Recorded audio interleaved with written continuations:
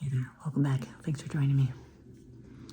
I have to tell you this week, oh man, I have pulled out every tool from my toolkit trying to manage my mind so I am not running down the street screaming because I'm feeling a bit overwhelmed.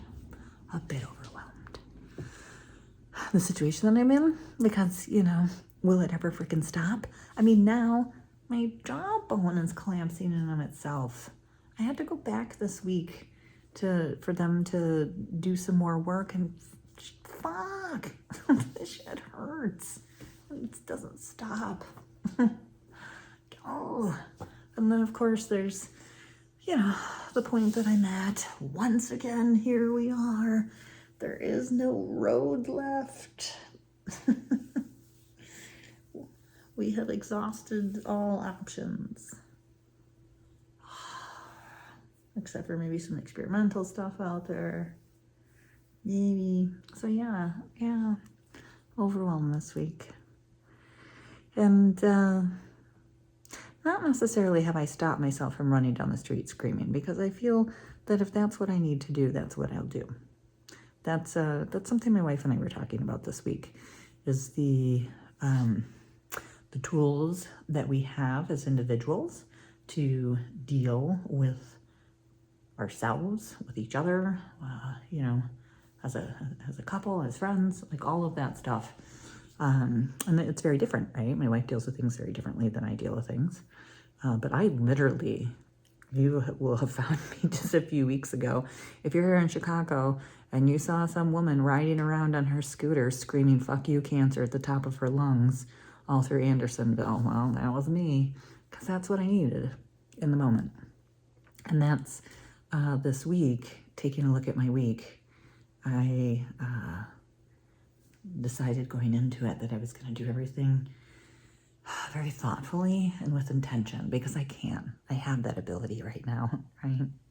And so I'm gonna use all the tools, not only that I have learned from my human school teacher about how to manage my mind and my emotions, but I did this for a living. I did program design. I designed pathways for my employees and clients to follow from point A to point B, and I was really good at it. And so I decided this week that I was going to use all those tools on myself to help me find a way to breathe and not just grin and bear it through this week, right? I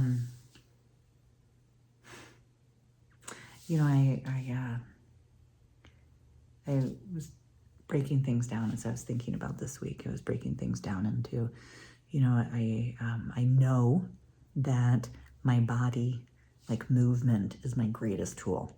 If I can move, if I can go for a walk, if I can cook. I spent a lot of my time this week because I find cooking and playing with food to be very relaxing and very cathartic. And so I've been playing with mochi flour, sweet rice flour. If you've never played with it, it's like super chewy and awesome and fun. And so all week I've been doing that because that feels good to me. Of course, have been out on my bike and enjoying time with friends.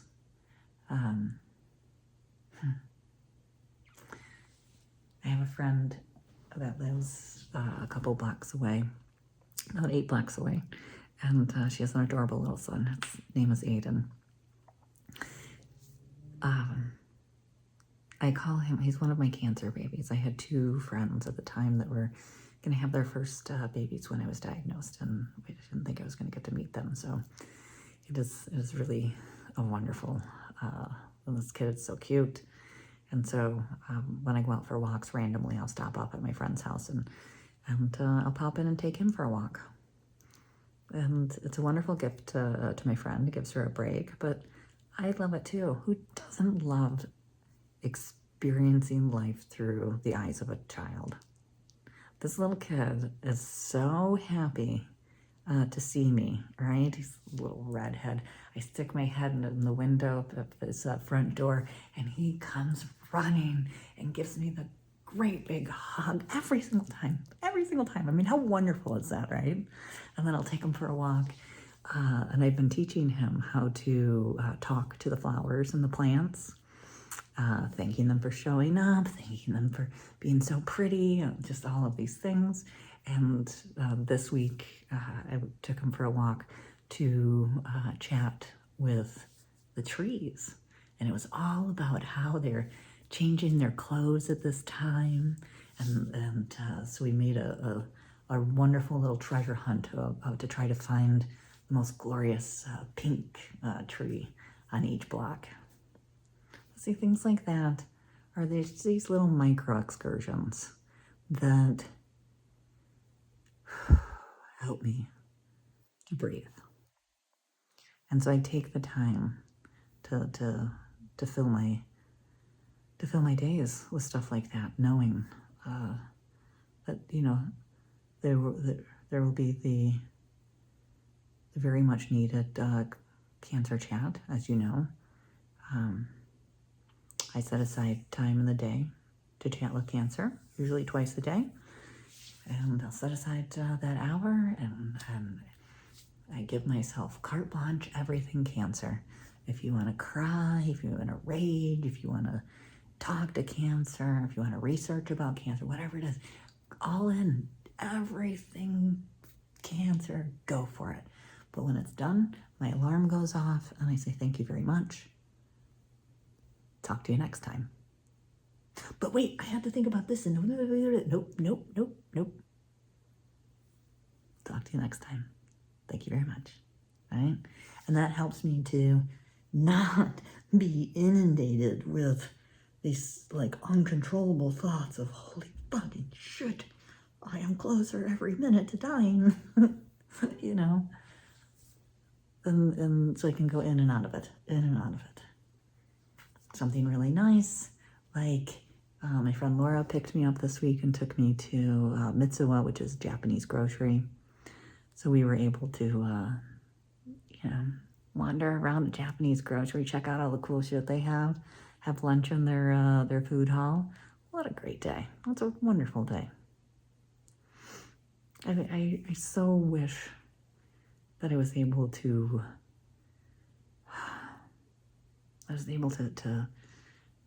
have a solution for my wife, for the tools that she needs in order to be able to get through this.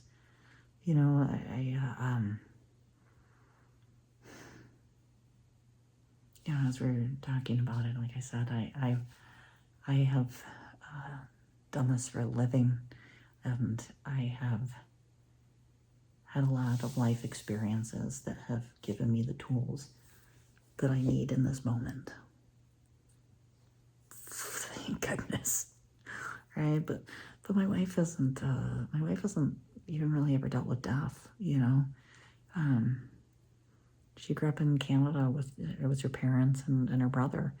All their family was back in the old country, and so she didn't know and see parents that died, and she didn't have those. She just hasn't dealt with death. She hasn't dealt with much death. She's like me, who unfortunately has seen it way too much. And so she doesn't have the tools built yet to be able to manage her mind in this moment. And it's really awful.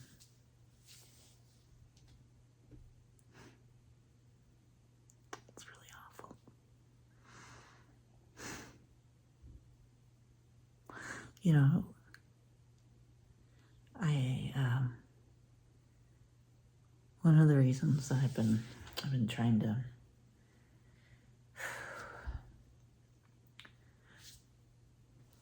be very measured this week in facing and dealing with my emotions, and trying to create situations to step out of it, right? Like the insect museum. I found the insect museum. It's the most amazing thing ever. It's an insect museum, has a craft shop in front, but they do classes where you can learn to like pin a butterfly or a beetle, or like I took a class where you learn how to pin a scorpion. And what that means, if you don't know, is it's the process of taking an insect and putting them in the position that they're going to dry in. So like for the scorpion, I positioned it and you hold it with all these pins, and then a couple weeks it dries and you take the pins out, right? For that hour that I found that class at the Insect Museum, I got to forget about cancer. Well, probably not the whole hour, but you know, I got to like just be geeky with a bunch of nerds, and it was awesome. And then I got to step outside of myself, and I think that I wish I could find what that is for my wife, because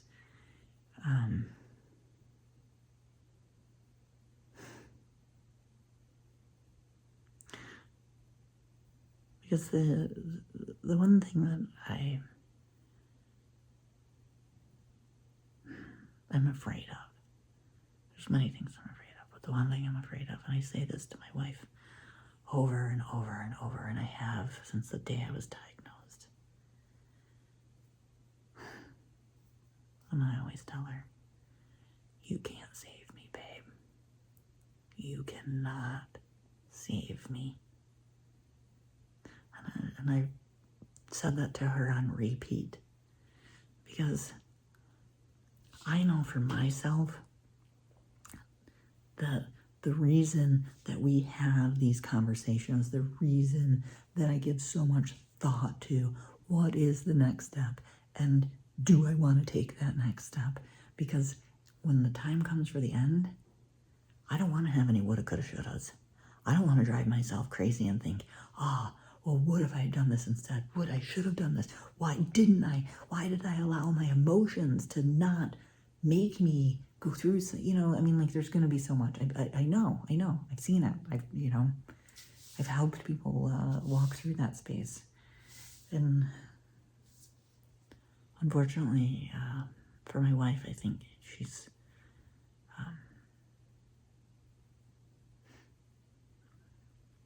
a little bit entering into that space right now, because we are coming to the end of known treatment possibilities. And my wife is starting to question, what did we miss? Was there something else we could do? You know, those things that could drive yourself crazy.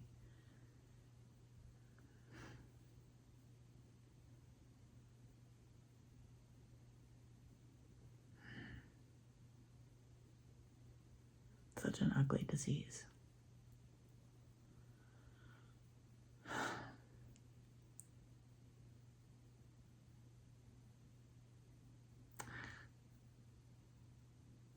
And having this time off from chemo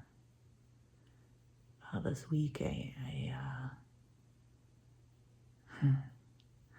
saw something on my schedule when I looked in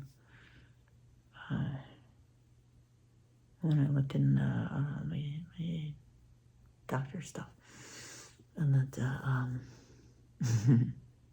it was the next schedule for chemo treatment.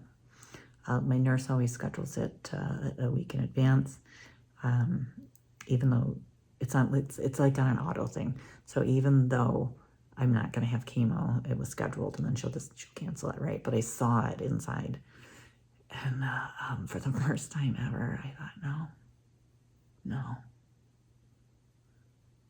I can't do this anymore.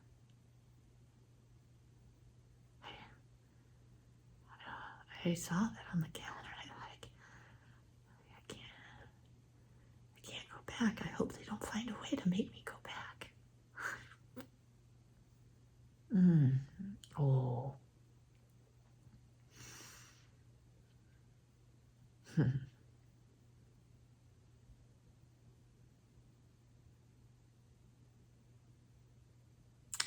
That scares me, because I've never allowed myself to have the question of choice. when it comes to my treatment. And now that I'm starting to have those conversations. I say we because there's a lot of conversations in my head, and I think that there's more people talking than I'm used to.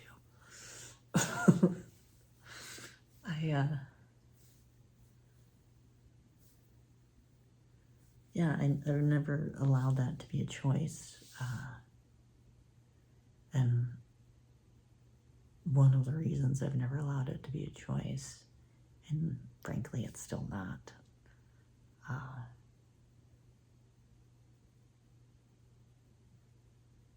it's like, I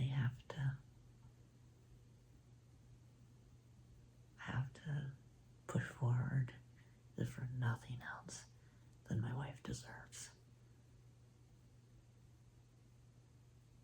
She deserves for me to work through my emotions and keep going. Because she's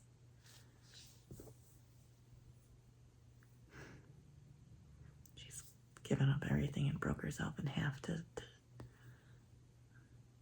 not only keep me alive, but to allow me to run around finding insect museums and wandering the city with little kids to make myself happy.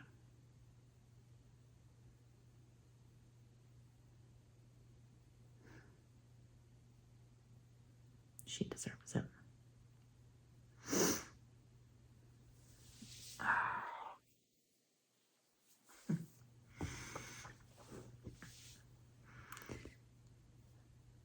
Yeah, it's been an overwhelming week.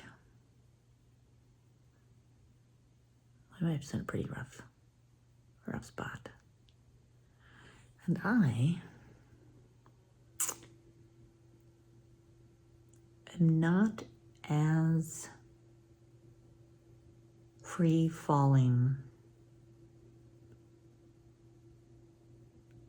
manic as I was at the beginning of the week. And part of that is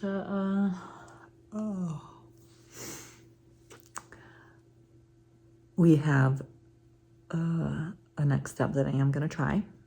We have talked about the potential for surgery to basically disable my spleen. It's an artery embolization. My spleen is like a bag. All of my platelets go into this bag, and my spleen hoards my platelets. It won't share with the rest of my body. So we need to go in and disable it so that it's just free flowing. It's a new fancy procedure. There's not much data on, of course, because, that's me. Just got to stay alive to keep up with the science. I was having a really hard time with the concept of having this surgery. I'm not quite sure why. A lot of, how far do we go? I don't know. But my team of doctors have come back. They've all conferred. They've all done the research, and they think it's a great option. They don't think that it's going to, be in the hospital for a couple of days. The greatest fear is infection. And it should correct my blood issue so that I can return to chemo with no problem and forever, because there's no other option for me other than chemo at this time. So I will go do it because that's the only option.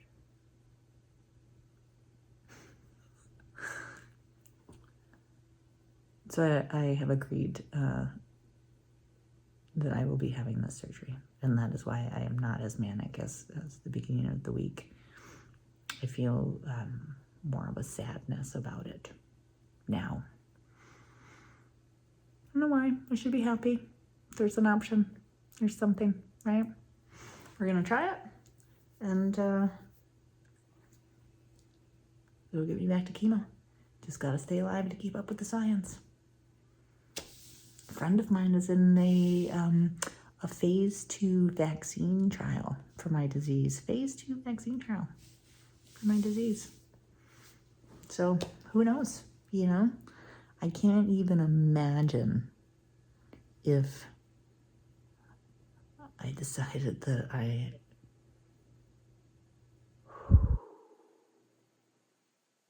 was done.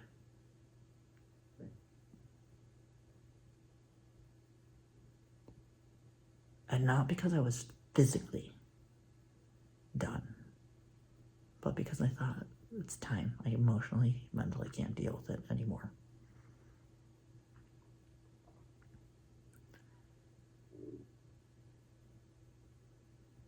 I forgot what I was saying.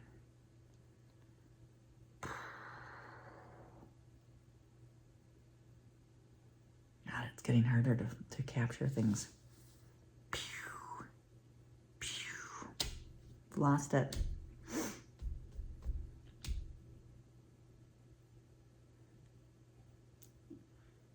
Oh yeah, I really lost this one.